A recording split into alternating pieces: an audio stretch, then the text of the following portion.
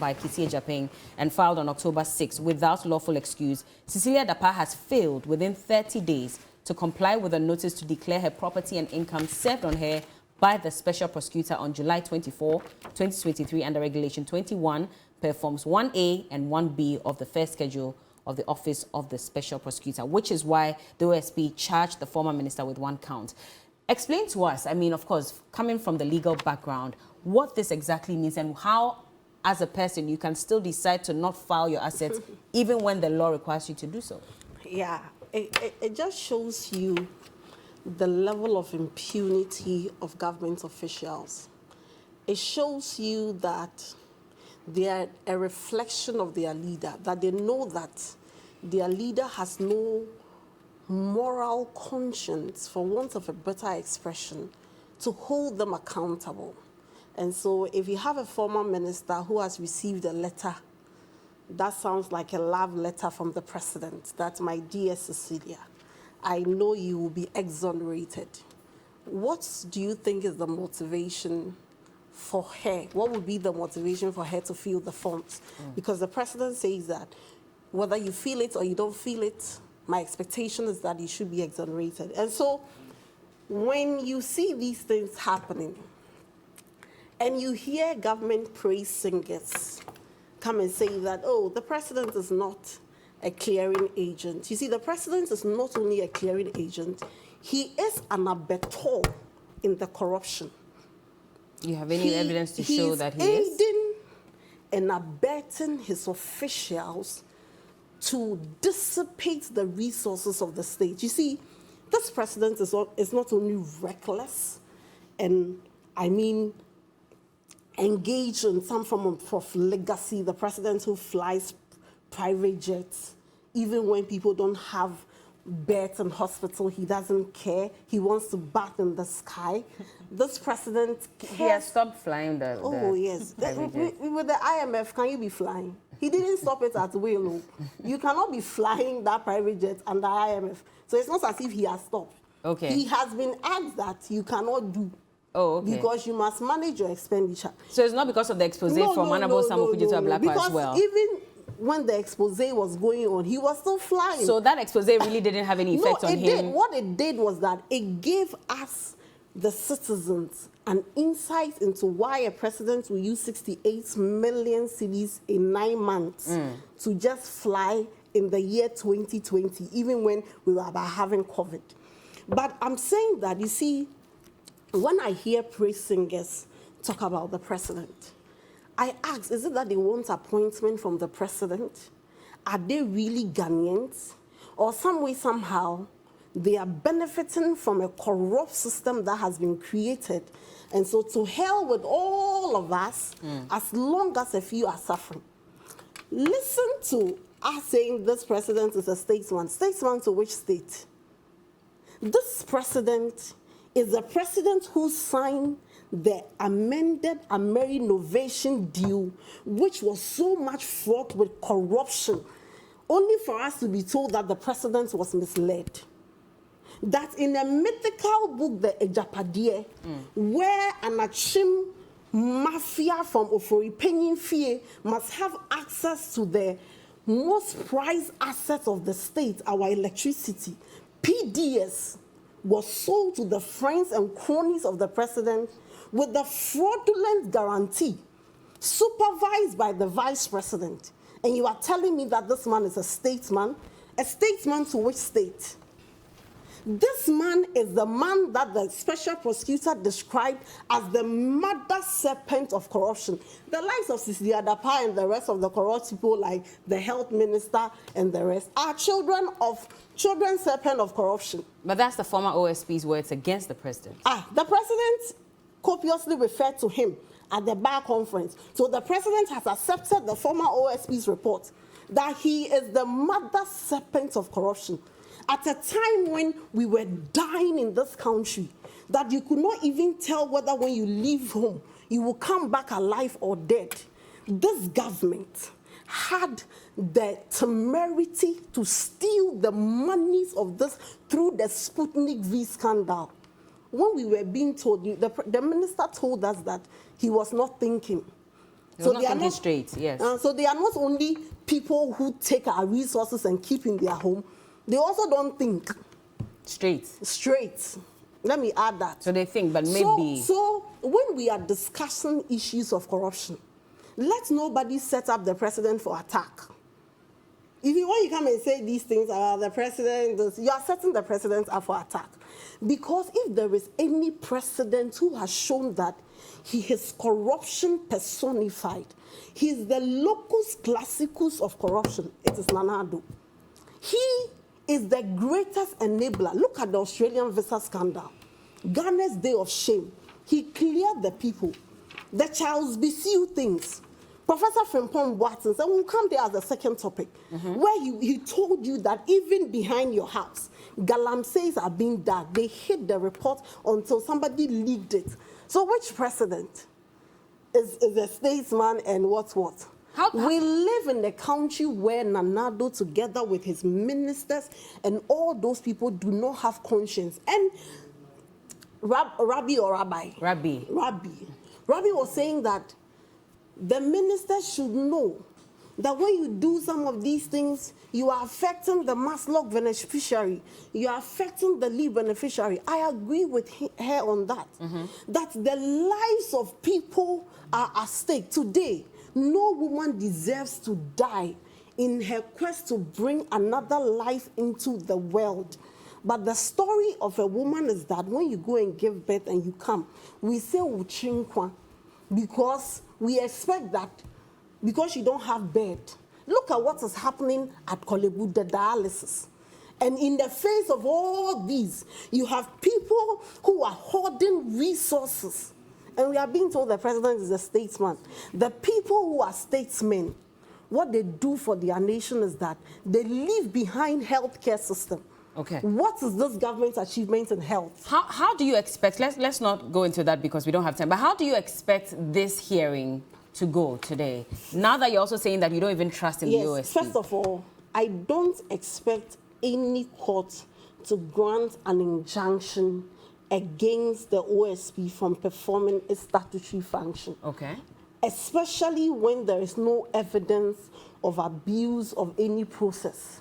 Especially when Cecilia Dapaah, in her own depositions and caution statements to the OSP, has shown that her statements are very inconsistent and they keep changing at every state in point. So I don't expect an injunction to be granted. Okay. What I expect the court to do is to aid us in coming to a conclusion that the resources of this state has been found in the pocket of some house help through their boss who was a former minister. And like Rabbi said again, it must serve as a deterrent. Okay. Because you see, there are ministers of state today whose house helps have also robbed them, who cannot go to the police. You know that for a fact? Yes. You know a few of them? Oh, yes. They can't go to the police because of what? Because of Cecilia Dapaah scandal. Why? They're afraid that we will now get into their case as well. For me, I want to plead with the house helps. They should be doing us justice. Who are these ministers? That means condoning thievery, and I don't think that's a good thing to say, because but for the if you say they should do us justice, but for the house help, if your house help steals from you, let me ask would you say that they are doing you justice?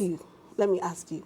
But for the house help of Cecilia Dapaah, when we came to sit here and we kept saying that ministers were hoarding money, you, the media, said you don't have evidence. You cannot say and make these sweeping statements. House helps have given us evidence. Yep. We should not make an appeal to the others. To do what? To continue stealing? To make sure that it comes to light. How do they make sure? There are bosses who are hoarding money. However, they will make sure. By stealing from their bosses? I don't think that's a fair statement to say on TV. They can come under witness protection. I don't think it's a fair. Why? Okay. You cannot go to. So they should go under witness. Yes. Now talking, yes. But if you say that they should so do justice, in this case where Cecilia Dapaah's own came out because monies were stolen, indirectly it's as if you're telling the other house helps. The house help says they haven't stolen money. They say they haven't stolen the money. They pleaded not guilty. Yeah, but how did they acquire all the properties that they have? All the cars and houses. How did you come to the conclusion they stole? All the cars and houses that. How did you come to the conclusion? No, but this is a charge sheet. No, you are saying that we have seen. You let Rabi come in. No, you are saying that for Cecilia Dapaah. Yeah, you are saying they should do us. But the house help. You are saying they should do. No, I'm not saying Cecilia Dapaah should not steal. I mean, it's not been concluded, so I cannot even sit on this platform and say that she stole that money as well. But Rabbi, let me bring you in so you respond to this. And how do you expect that this hearing would go today? So we can quickly move on to our next topic. Before I even go into the hearing, we sat quietly, and I know our viewers are watching Beatrice.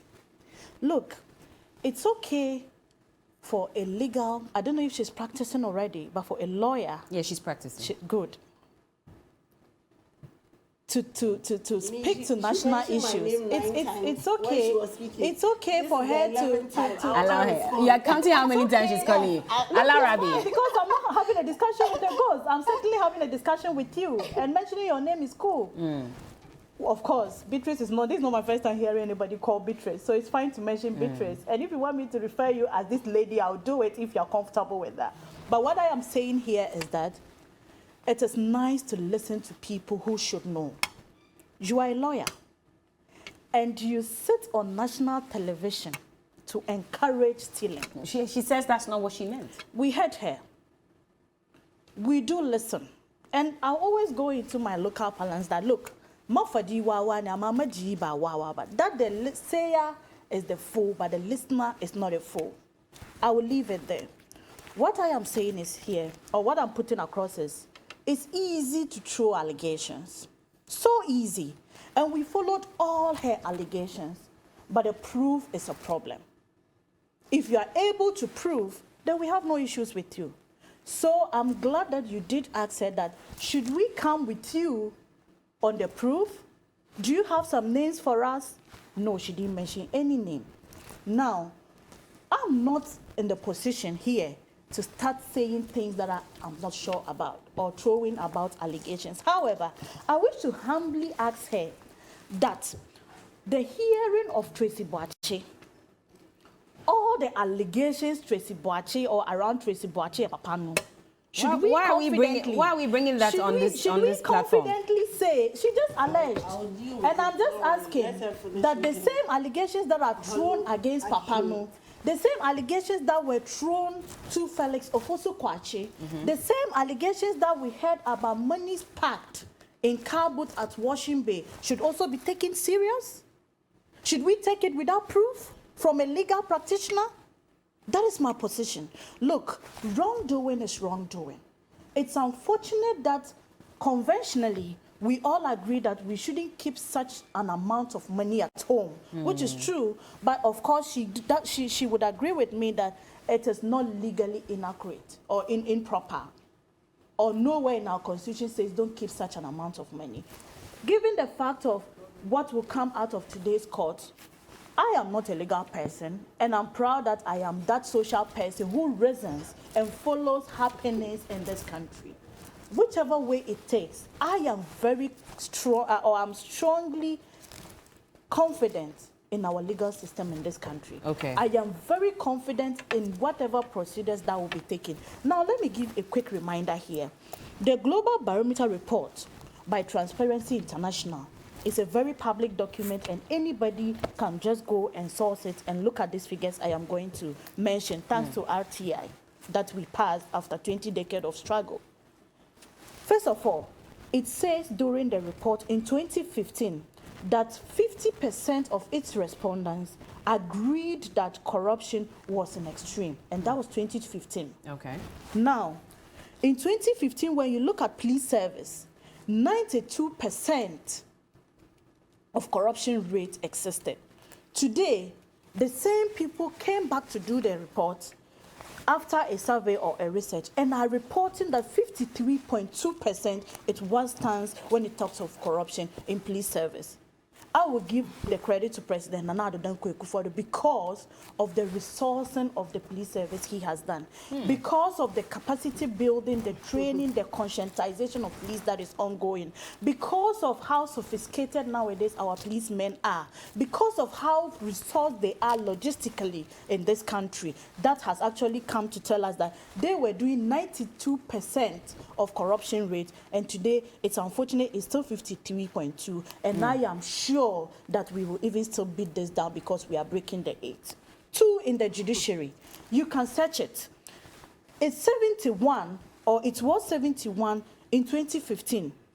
Today, it's just 22.3%. So what I am trying to say, we don't have so much time. I want to quickly add that of public officials. If you check that, okay. It is telling you in 2015 was 59, and you can fact check that, and today is 9.5. But now what I am saying is let me just bring this please in. Do, please so do. if you look at that report in 2022, it gives a list of the institutions and leaders that there's high perceived corruption. The police topped it with 65%.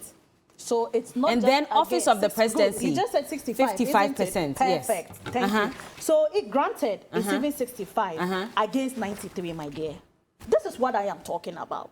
So that means that you've done better. I am, of course, yes, because there is a decrease here when you look at the figures. And I am even saying, I know and I'm very certain that we will do more. Because these same people are well-resourced, because these same people are well-conscientized, because these same people are being encouraged to stop corrupt practices. So if they are comfortable to come and encourage young house helps who probably never got the opportunity she to said benefit, that's not what she meant.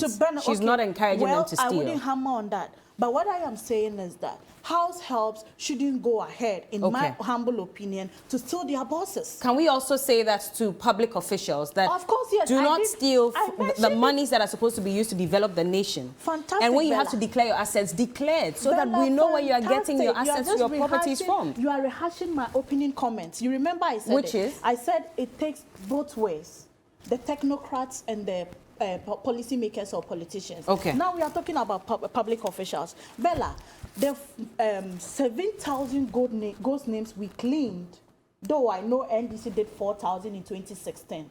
Now, these ghost names we are talking about, how do they get into the system, Bella? Okay. It takes a lot of stakeholders to get that happen, including the technocrats. Some will say largely with the politician. Now, my position this morning is, look, including myself here, and maybe any interested politician that, look, we shouldn't encourage indiscipline. Okay. We shouldn't encourage corruption. You see technocrats or public officials who strike deals with people. You hear it's just allegations, and I don't want to really stretch so much on alleging because I don't have proof to them. But if it's indeed true that all these fingers that are being pointed on ghost names, on stealing money, on car boot cash, on EC money, monies that are supposed to be sent to EC that ended up in somebody's pocket, perceived, are true, then all of us should stop that. We shouldn't be doing that to our dear country. Corruption has taken the fight against corruption has taken a global dimension. And we should fight it. And we all need to come on this. How are we fighting Galamsey as well? Because again, and we're moving into the issue concerning Professor Frimpong Boateng, because this week we've heard from the Attorney General, who's advising the Criminal Investigations Department of Ghana Police Service to, drop the case against, all the names that have been mentioned, because he says that there really was not enough evidence to pursue these individuals. How is that so? You see, for Prof, is he Dr. Frimpong Boateng? Professor. Prof. He's a senior person and he's a leader. I wouldn't want to go in a certain way, but to be measured. But we all know that people behave differently when they are dissatisfied. In the sense that, and you might not know or might not be interested, that this is a person who was expecting to be given an appointment in our second term. That's after 2020 election, and did not get. And let me tell you, we have individual tenacity of soaking pressure. Someone will giggle, someone will smile about it, and someone will fume. Another person will go to an extreme position of using hard words or just throwing out allegations. Now, when you look at this, his utterances, if he has a proof, the police service is calling him, please give us your proof. He says he's already given the proof. His report alone is enough proof. If he has a proof, I personally is always solidly standing in for naming and shaming, provided you are comfortable. He did that in the report. You have names there. He did that in the report. You have names you of didn't see the individuals. names of individuals that he mentioned? The names I saw were both NDC and PP. And Okay. even when you look at the report, Bella, when you even look at the report very well, the NDC names in that report are even more than the NPP names. The NDC names are more. My critical interest. How many NDC names did you see? Look, there are more. What Mention them. Can I make a point here, Okay. please, Bella? I'll come back there. What I am so interested about at this point is simply the president's or the government's approach to fighting illegal mining. Because yes, illegal mining is bad for us. Illegal mining is eating our lands up. Illegal mining is destroying our water bodies. That one we are all sure about that. However, when you look at the land reclamation project that is undergoing under the Ministry of Lands and Natural Resources, it's something that tells you that this government is in afforestation process to help us reclaim our lands. Okay. Also, the training and stakeholder consultation that was done with key stakeholders in this area, talking about chiefs, talking about the small-scale miners, talking about citizens or community members in these affected areas, is what tells you that the government cares and the government is working to correct issues. Okay. The resources that has been made, you see, the military men that have been taken to our river banks there, they are not just officers in uniform. They are officers who are also sea divers or river divers who can actually go maneuver. Because if you look at even the whole concept of this, the Galamsey thing, these are individuals who master or who know their terrain very well. And given how knowledgeable they are about their geographical environs, it tells you that if you don't put a well-resourced and trained security man, which we have done, who is the trained security man here? Oh, the military men we deployed there. Operation Vanguard. Oh, is it Bella, that one? Or which one are you talking about? Bella, you know all Operation the uniform, Halt, all the uniform Halt men, all the uniform men. That's were accused eventually of also aiding and abetting in the Galamsey. You will always find bad nuts. Even TV here, sweetheart. You might, and I'm saying might, or you may have individuals that would always take some routes that you wouldn't be happy with. So if there were some allegations, which we are discouraging this morning, is that don't say all of them are not working.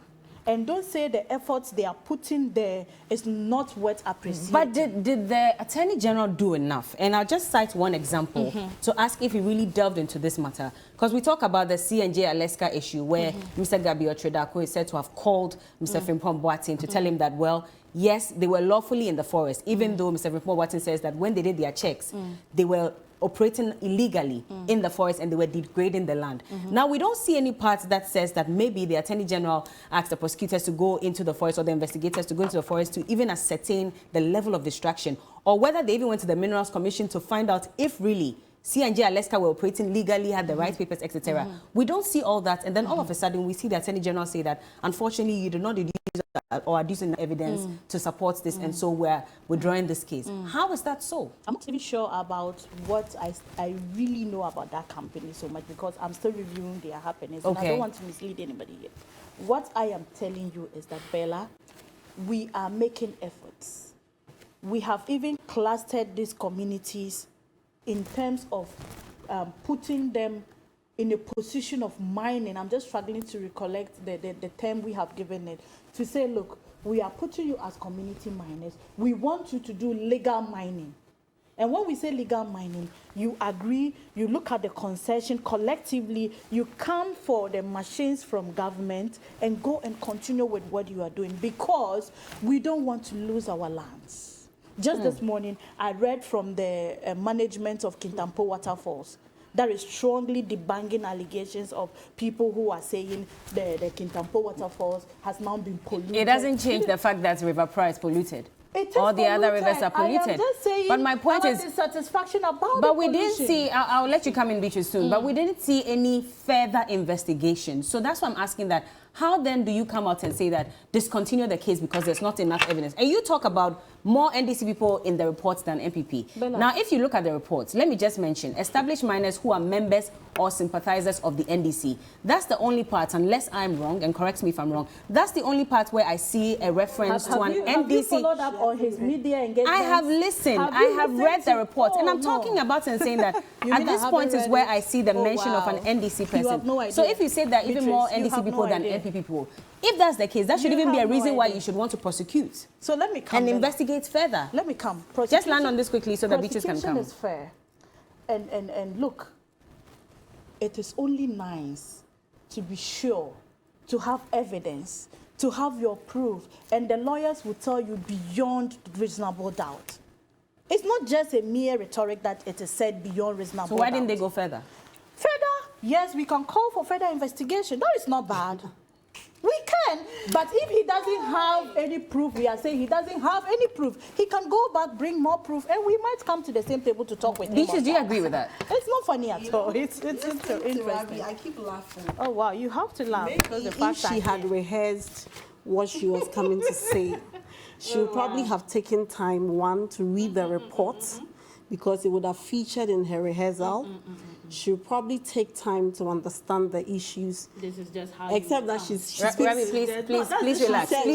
Please relax. She speaks very good English. She's mastered the art of saying so much. But saying, that's why she's a deputy communications saying director. so much, but actually saying nothing. Oh. You know, Professor Frimpong Boateng is not a roadside man who was handpicked to write a report. Professor Frimpong Boateng was a minister of the sector.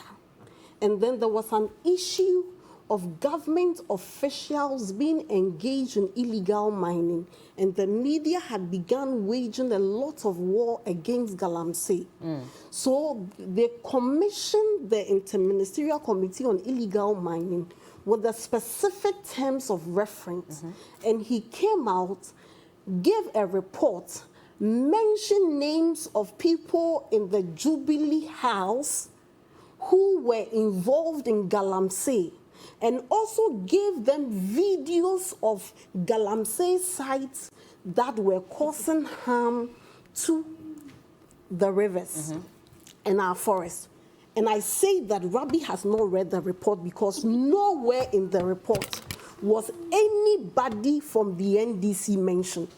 I think the NPP should stop comparing their recklessness. You're saying nobody was mentioned from the NDC? No, but don't name. From the reports, hold on, let me mention that. Let me read this report.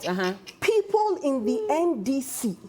He didn't mention any name from anybody. The names which were mentioned were names of MPP people who were MPs, presidential staffers. He mentioned, let me read this. In the Wassa East District, a former NDC deputy minister, who is also MP for the Wassa East constituency, has been actively mining in the Subri forest for years. When officials complained the army component of Operation Vanguard was withdrawn almost 2 years, the NDC was given an advantage in terms of access to resources from mining. This is because there are far more NDC people engaged in illegal mining than MPP members in the region. So this minister you've mentioned, he didn't say he's engaged in illegal mining. Okay. What did he say? He's engaged in illegal mining. Professor Frimpong Boateng made a general statement that in his estimation, he thinks that people in NDC were given leeway in small-scale mining than the NPP.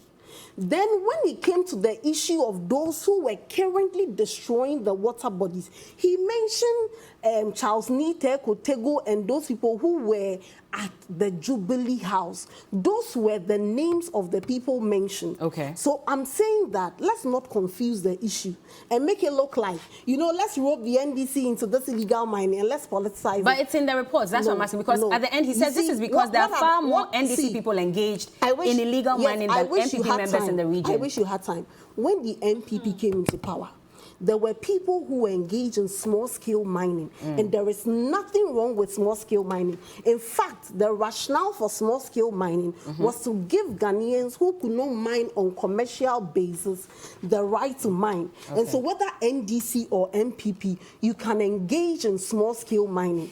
The concern we have here is illegal mining. Okay. And so you can make a general statement and say that they are NDC, MPP people who are engaged in illegal mining.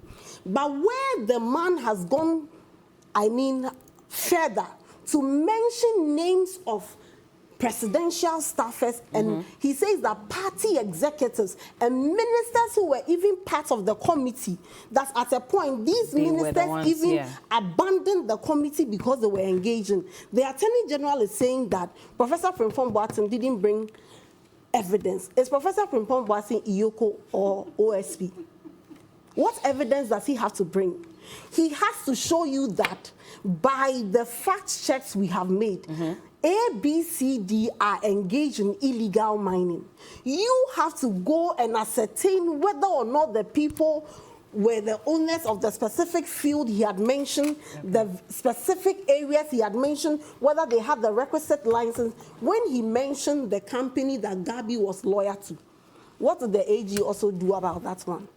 That's one to Professor. Which is what I was asking So about. that one to Professor Frimpong Boateng must bring evidence of what? So you expected that they would have gone further to go to maybe the Minerals and Mining Commission, to do etc. the investigation. And I'm saying that this is consistent with a certain pattern of this government. When you do wrong, do not be afraid. When we discuss it in the media for some time, the president will clear you. If the president doesn't clear you, you will get the Attorney General to come and clear you, and that is where it ends. He mentioned names of people that this president has sacked because of their engagement in corruption. What happened to ABAJ when the president sacked him? Mr. ABAJ has his money, all the money he stole from the state, he has it, he's working free and spending it. I'm sure even this morning he's watching us over a champagne that many Ghanaians cannot afford. You cannot continue to build a nation. And let me say that when there is wrong, merely mentioning the NDC to say that the NDC was also engaged in some wrongdoing does not justify it. That is why it is called wrong. And so when you have a Galamsey report today, we were in Asinot recently for the Asinot by-election. Look at the River Pra. When you are transiting from the Asinot to the new Edubiase constituency, it is thicker than Milo. Today, we cannot even show kids rivers. The last time when I was watching Ghana's Most Beautiful, the Volta region rep who won, he said that we have clear rivers. Now, when we are mentioning rivers, we have to add adjectives. Clear to determine whether it is river. clear or Where not. are we going? Please land for me. So I'm saying that I don't expect the Attorney General to do anything better. But isn't it Godfrey Dami we are talking about? Isn't it Godfrey Dami who couldn't file a written submission and Ghana got a 172 million judgment debt? So you don't trust in OSP? You don't trust in Attorney General? Yes, because you see, how we move forward in handling our cases? When Cecilia Dapaah reported the matter to the police, Cecilia Dapaah said the money was hers. The Attorney General came with an advice that said that Cecilia Dapaah's money was for the brother.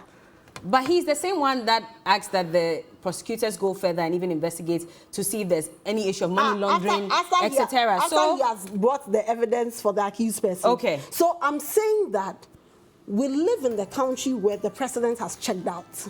We live in the country where the vice president is a complete mess. Our economy is in a mess. We live in the country that when people are engaged in corruption, Galamsey, all they need is the Attorney General to clear them. And so I have no hope that nothing will come. And the Attorney General has said that, conclude it. There is no evidence. It is empty.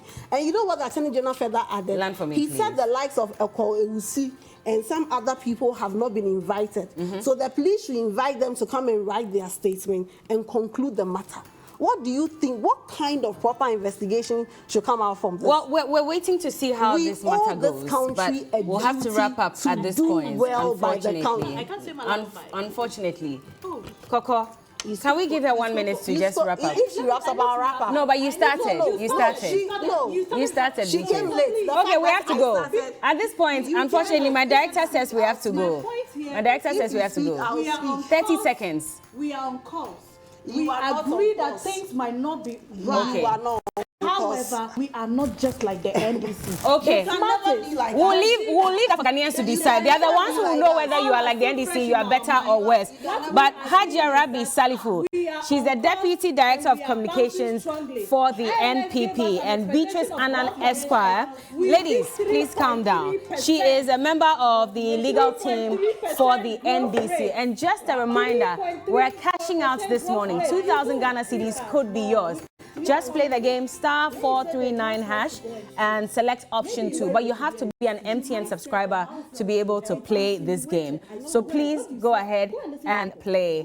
But also, quick one. Are we talking about the art therapy, Coco.